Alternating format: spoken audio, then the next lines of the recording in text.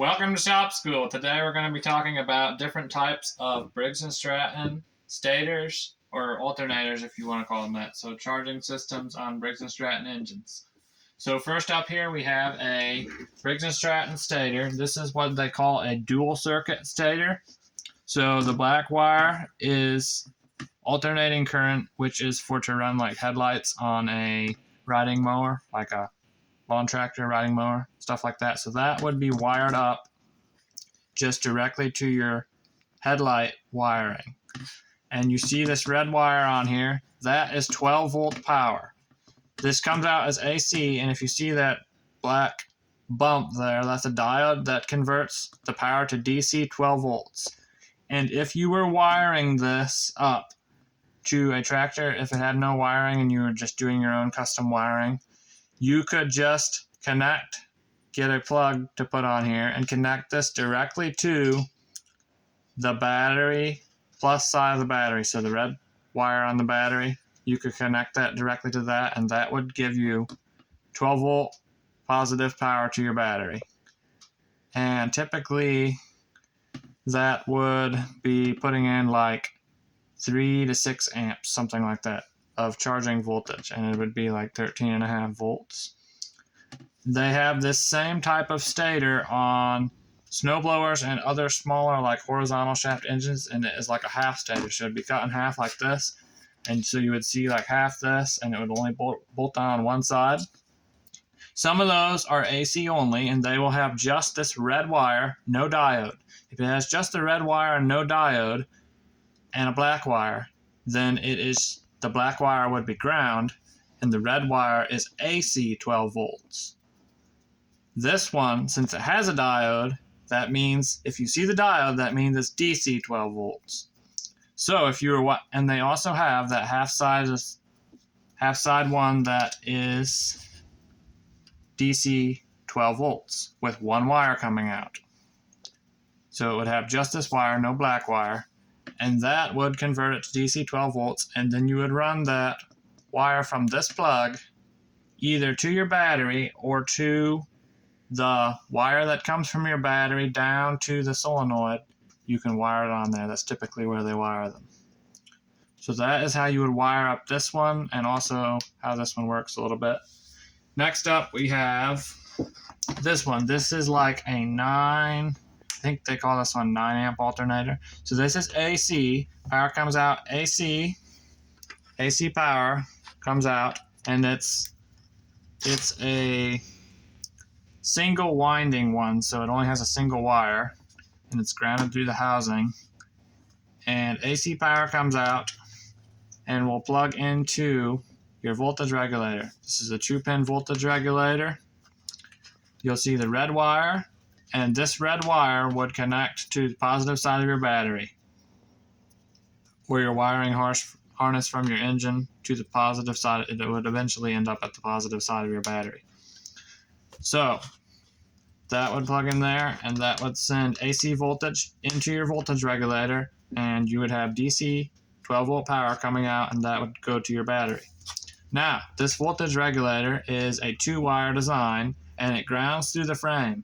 So this voltage regulator must be either mounted to a grounded position on the frame, or it must have a grounding wire running from it to the ground on your battery.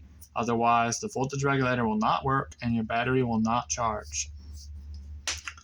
Next up, this is also an AC alternator, or a stator, and this is you would consider it a dual winding one. So it has AC power coming out of it and 2 wires. So if you would have this on the engine and you would test it, you would put your black and your red test leads, set it on AC voltage with your engine running at full throttle. You should get like 35 volts, 35 to 40 volts, something like that when you're testing it. And this one is about 15 amps. Puts out about 15 amps of voltage. You typically will find these on Briggs and Stratton Vanguard V-twin engines, some single-cylinder Vanguard vertical shaft engines, and usually the larger Intech V-twin engines, like from 18 horsepower and larger. And these are paired with this 3-wire voltage regulator. So that will plug directly in there. And this voltage regulator, all the voltage regulator does is it has the diodes like this. First stator over here, it has the diodes like this inside of it, and it's converting it, the 40 volts AC to 12 volts DC, which would be your 3rd wire here. And same as on the other systems, this 3rd wire would go eventually to the positive side of your battery. Where you wire that in is entirely up to you if you're making a custom wire harness, but this typically goes to the side that the positive wire off the battery comes down to the starter solenoid. This would typically be wired directly into that. This one, same setup as the 2-wire, even though it is a 3-wire. The reason this is a 3-wire is just because it has more AC voltage going into it. It grounds through the housing, so this one, when it is mounted, must either have a ground wire from the battery going to it or be to a solid frame position. So, when you mount this, if you don't have it in a position where there's a good ground that is going to connect ground to the battery, you have to add a wire from it, and typically when you added that wire from it, you would run that wire from the base of the housing to the base of the starter solenoid.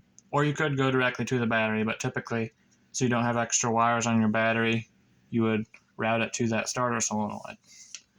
So that is the 3 basic types of stators on Briggs and Stratton engines. This one is about, if I remember correctly, it's about 15 amps, something like that. This one's about 9 amps. This one's about 6 amps, something like that.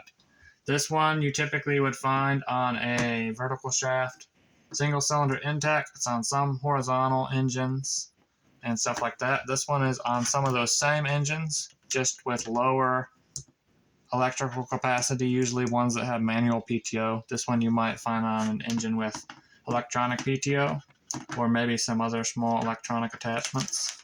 This one is your basic one that when you just have a starter to start your engine, you would have this one and it would just charge your battery back up. You don't really have any extra accessories.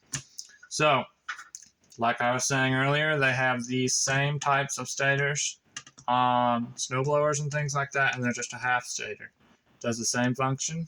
Some of them have 2 wires. The 2 without the diode is AC power, and this one with the diode, if you see the diode, that's DC power, and that would go directly to the positive side of your battery.